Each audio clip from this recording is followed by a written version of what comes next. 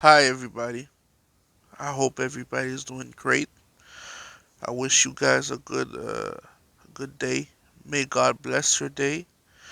Um, Today we're going to talk about a nice subject, the country of my forefathers, um, and why I want to speak about this subject is very much because um, you get information about the subject, the place that I want to talk about, uh, but in very limited quantities.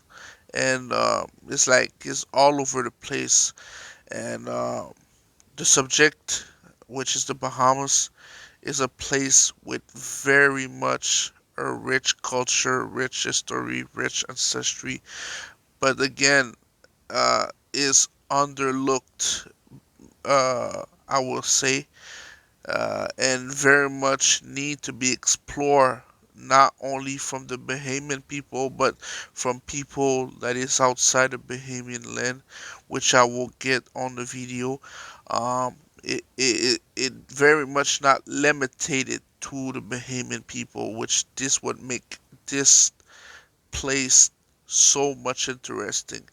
And me growing up, not being from the Bahamian culture, due to complication, which I will not explain in this video. Today, finding out information about my country is very much comforting to me, but also it make me happy and proud, right?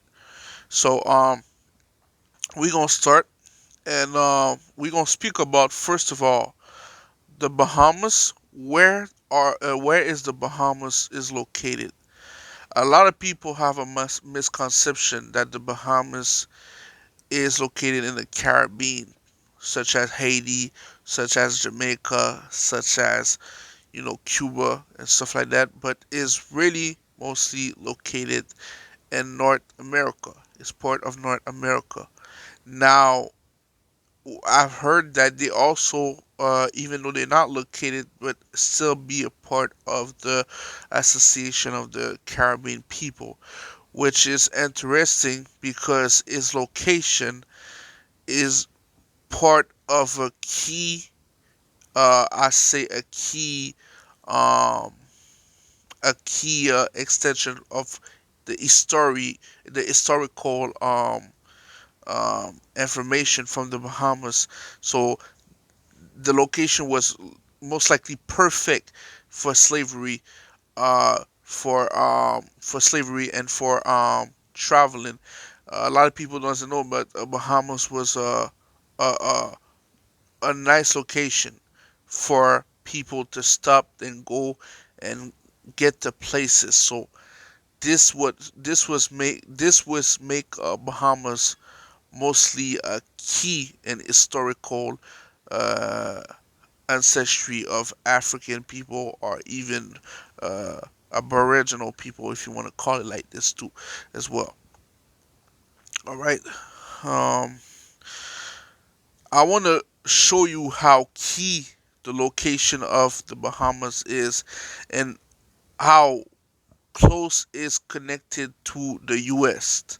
So many people would think that Cuba is most the one that most closer to the America, but no. In reality, Bahamas itself is close to Florida, is close to Georgia, is close to South Carolina, and is close to North Carolina, and so on. This is what we call from North Carolina to South Carolina to Georgia and Florida. We call it the Gullah corridor, right? And this is where many of the slaves that were brought to these places, North Carolina, South Carolina, Georgia, and Florida, were also took from there and brought to Bahamas, right? And which make today Bahamian people mostly of African American, if you want to call them African ancestry, but they mostly they are people that derive from African American and freedmen people from the America from North America. So they were brought from South Carolina to the Gula people to people from even Virginia also all the way to Bahamas, right? Now, one thing that people doesn't know also, and many people does, is Bahamas was not only of African uh, American descent, but also of aboriginal and native, if you want to call it Indian descent. Yes, you're right. Um, there is the people who we call Seminole. Some call them Seminole. Some of them call them just Black Indian. Um, the people used to refer them as Wild Indian, and the Seminole are Native Indian that were mixed with Black people, Black African, right? And they mixed with each other, and they even went to war with each other.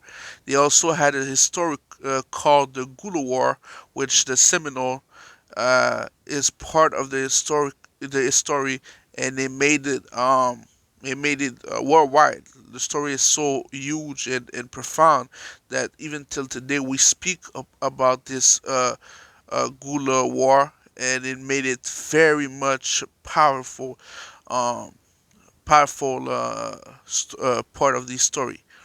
So I will read it right in front of you.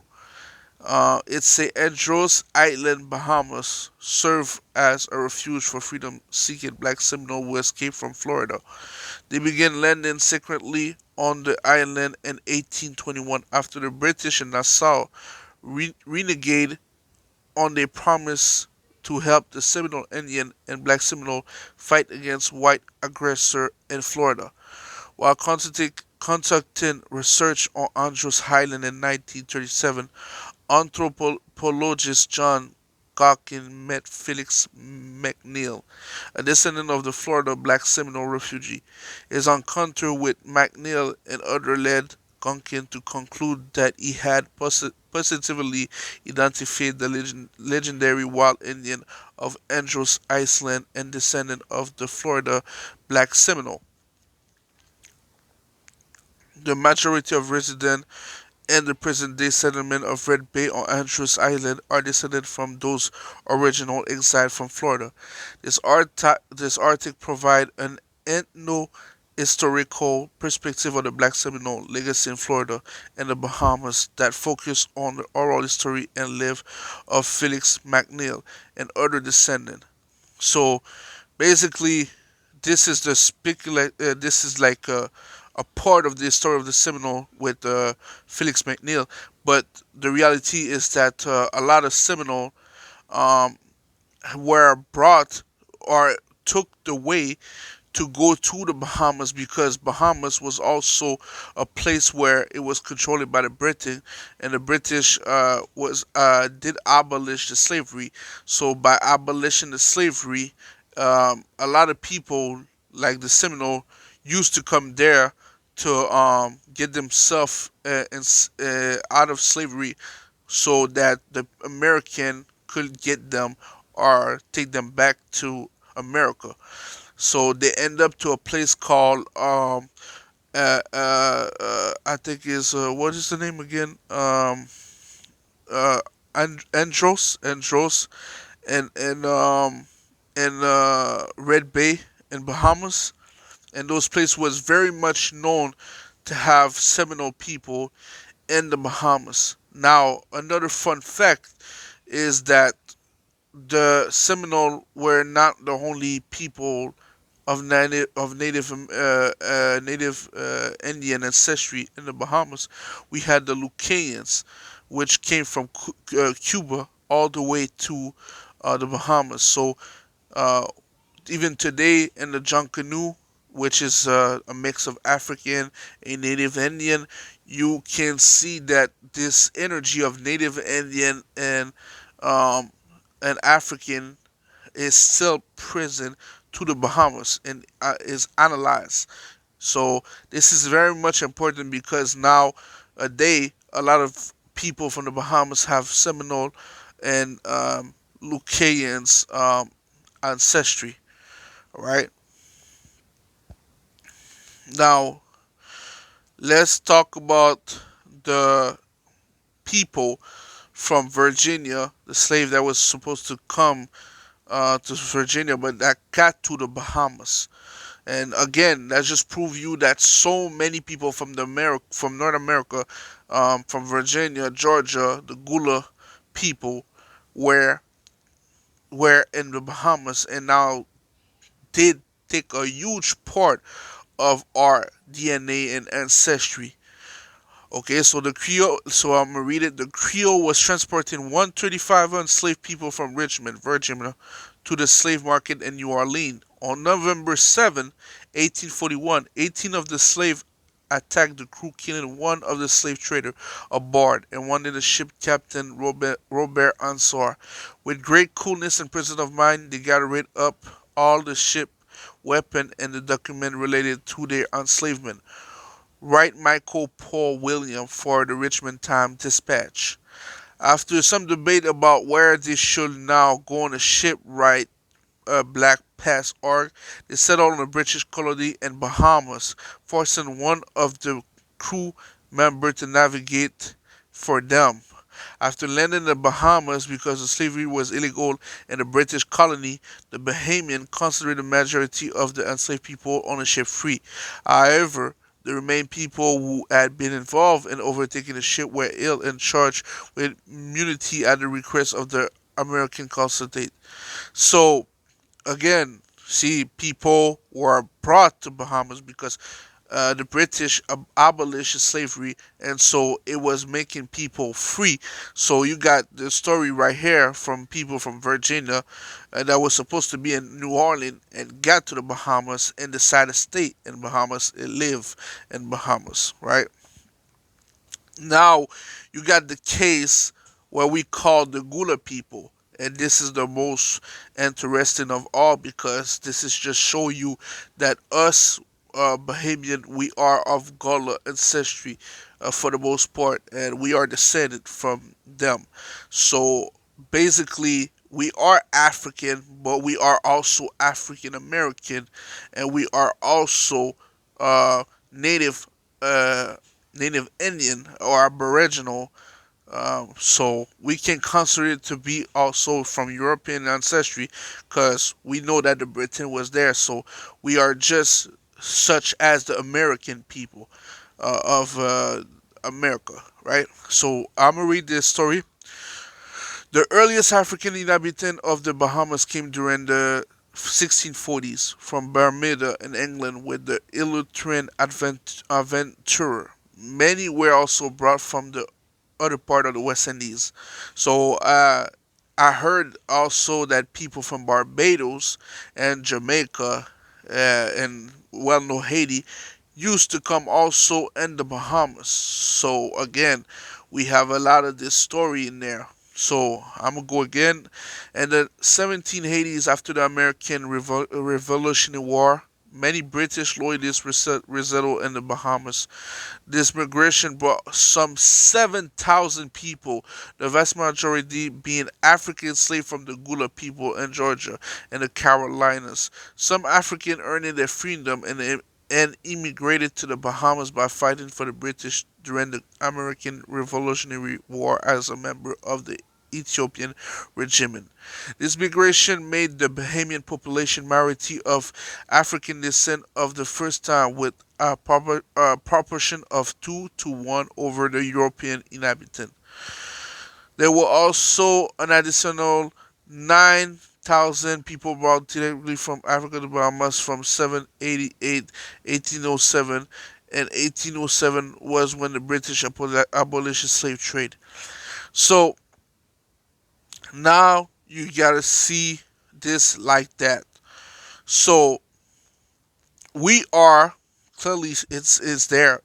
We are Gula people also, right? We are descended from the Gula people, from the Seminole people. So we are also part of this American culture that is in the Bahamas. Okay, um, they say this migration made Bahamian population majority of African descent. So what it means is that because of the Bahamas uh, was so much of European, British, and Irish and Greeks in there. Um, at first sight, Bahamas was not a black island. It was native, and then a lot of European was there. But then after that, with the arrival of the the Gula people, which was the first people, African slave people that came in the Bahamas, it made the total of what we call quote unquote African people um, higher than the European that were there already, right? So the Gullah made it us uh, to the point where we were the leader of this island. And then they say that after that, a couple other people from Africa were brought. So in the DNA test, you can see that we have ancestry such as places like Sierra Leone, Liberia a lot. Um, and this is due because of the Gullah connection. You also see Mali. We have a lot of Mali ancestry, which is the Mandinka, and the people that were brought in South Carolina and Georgia. So you see also we have most of the we do have Native American DNA, but again, the Native DNA and the DNA aspect is not what people think it is. It's very limited. It's very much protected by a higher source that decide how they want to present the DNA to the people because of politics that we don't have power over. So this is why you can see such low number of Native American within us when we take DNA and ancestry or 23andMe, but in reality, it's there, and uh, it's nothing we can do for it because it's just like I said, they don't want us to take the DNA and then go and make up, ask to be a part of the tribe and so on and so on, because it will create so much problem, and so. That's why it is the way it is. But when you took a DNA, it's clear that if you have Bahamian ancestry, or even when you don't have Bahamian ancestry, in some case, I see people that were Gula that received Bahamas community, or I see Bahamian that did receive Georgia community, so on and so forth. But even if you didn't receive one of the two and you got one Bahamas or the Georgia or South Carolina, just know that we are connected from Louisiana to even in Texas, Louisiana, South Carolina, Georgia, Virginia, and North Carolina. We are part of a, and Florida. We are part of a big family that is connected to the Bahamas, and even also Haiti as well. Places like Haiti and Jamaica and Barbados made a big connection, but and really, if I say in a more deepest way, no one has a connection as deep with the Americas than the Bahamas, just because it was right next to there, and it was very much easy to go back and forth, and slavery was abolished, and you had a nice, very much open island, so it was very favorable for people right next that call us that I call the neighbor. I call them neighbor that come and just decide to stay in the Bahamas. Another thing also is it had a town, just I will put it there, called Congo Town in Bahamas, and also a town called Liberia. And Liberia has a place called Bahamas, and there. So many connection in a fort that is very interesting about Bahamas and its history, and it's important that we understand that um, Bahamas is also part of the America, right? Is not is almost like is its own little thing, and people always mislead what Bahamas is or where Bahamas is or who are the Bahamian people, right?